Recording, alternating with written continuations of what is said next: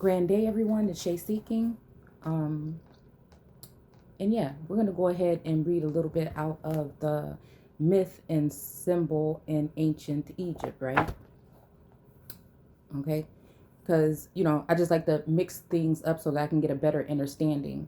Um, and yeah, so it's early in the morning and, I'm just sitting here going back and forth with things of antiquity, um, the biblical text, and just going back and forth and, uh, you know, um, trying to expand on certain things that seem to correlate with the times, right? But I wanted to read this. I had my marker in here, and I didn't think I was going to go in this direction because I was on another part of the book, but I thought this was very interesting. And it's speaking of Osiris Universalized, right? And it's funny because it says it starts off by saying the passion of Osiris, right? So, there's another portion here, but I don't want to.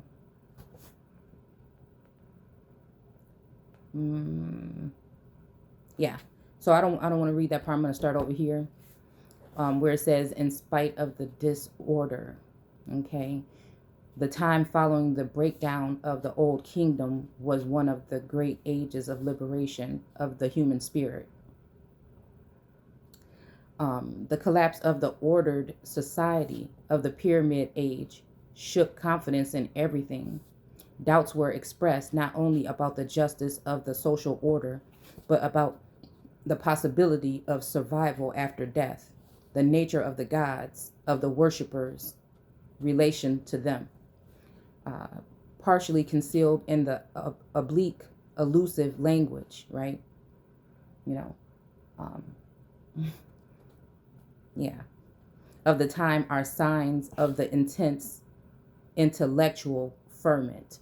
So again, just dealing with us going through this awakening and weighing different things, different writings, different things that are already within you, just knowing yourself in your heart and what feels right and sometimes what doesn't. So like,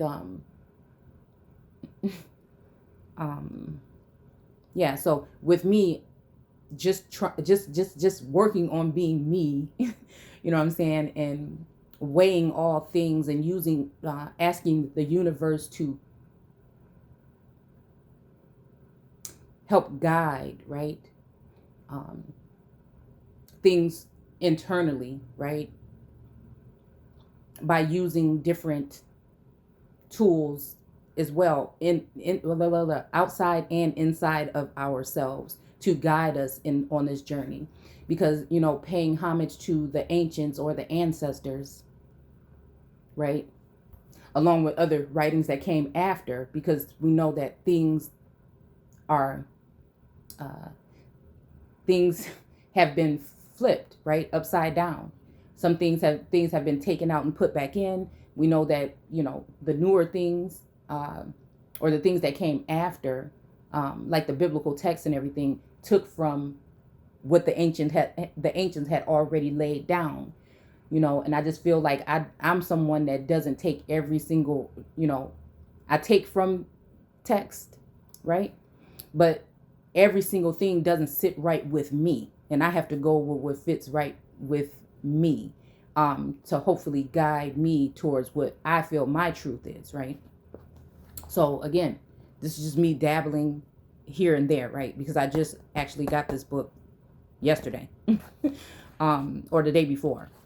So, it's funny when you're reading these things, it's just kind of like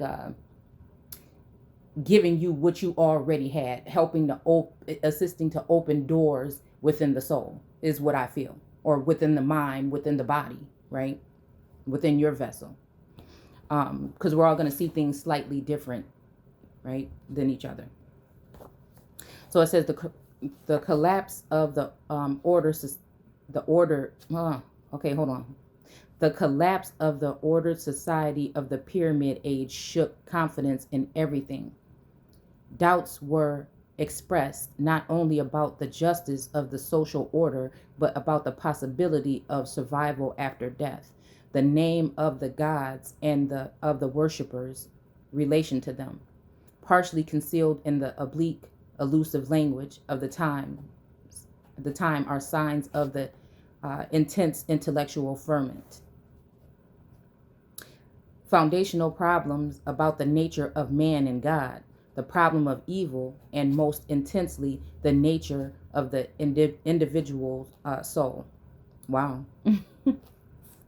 Were raised for the first time in recorded history. It was a time of great literary activity, so much so that the end of this period, the so-called Heraclo Hera wait Heraclopolitan period, was later regarded as the classical age of Egyptian writing. The new inquiring spirit is reflected in the coffin text, wherein the old comparison of the pyramid age was remolded and then partly discarded in favor of the hymns, which reflected more personal attitude of the time. Osiris is at the center of the new idea.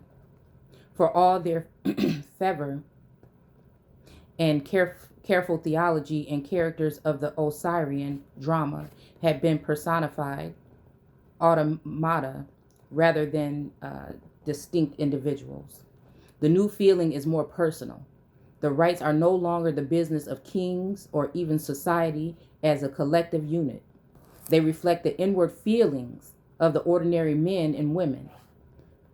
Spell 74 of the coffin text exhibits the spirit of the time. Okay, so here's a writing here, and it says, "Ah, helpless one. Ah, helpless one asleeps. Ah, helpless one in this place, which thou know not, yet I know it. Behold, I have found you.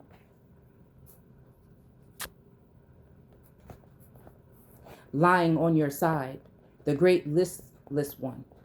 Ah, sister," says Isis to Nephthys. Okay, we'll go with that. This is my first time reading this. "This is our brother. Come, let us lift up his head. Come, let us rejoin his bones. Come, let us reassemble his limbs. Come, let us put an end to all his woe. That, as far as we can help, he will weary no more. May the moisture begin to mount for this spirit." It's almost making me think of, because if we're talking about moisture, we can be talking about water. We could be talking about blood. You know what I'm saying? In this instance, and for some reason, I'm thinking we're talking about the second, right? Begin to mount for this spirit. May the channels, apologies. May the canals be filled through you. May the names of the rivers be created through you. Osiris, live. Osiris, let the great listless one arise. I am Isis. I am Nephthys. I'm hoping that's what that is. It shall be that Horus will avenge you. It shall be that Thoth will protect you. Your two sons in the great white crown. It shall be that you will act against him who acted against you. It shall be that Geb will see. It shall be that the company will hear. Then will your power be visible in the sky, and you will cause havoc amongst the hostile gods. For Horus, your son, has seized the great white crown, seizing it from him who acted against you. Then will your father, Atum, call, come, Osiris, live. Osiris, let the great listless one arise. Beginning of another speech. I am Isis, who meets the call for help. I am Nephthys. Awake, rise, lie on your side, O great listless one. Pour forth your water. So now we're talking water. Set your flood in motion. Defend your patrimony from the hostile gods, who will fall upon their faces and cease from their attack. Osiris, arise. Now, I'll just tell you guys this, because I'm just going to start letting some of the things that have been happening to me lately out, right? So, again, I've been going through an abundance of tumultuous times, right? I've been seeing things, witnessing lots of things, saying things. I mean, it's just, again, it's just been a lot, right? And I know that we are being monitored in a sense. I know for a fact that I am, and I know that there are some among us that may seem to be friend, but may be foe, that may be a part of some of these things, this surveillance sent in by certain people to try and tear down certain people. And, I feel like whatever the surveillance is all around, right?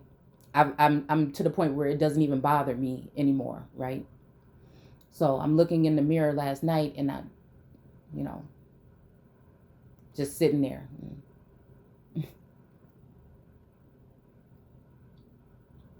I'm speaking that these people cannot have the soul of America.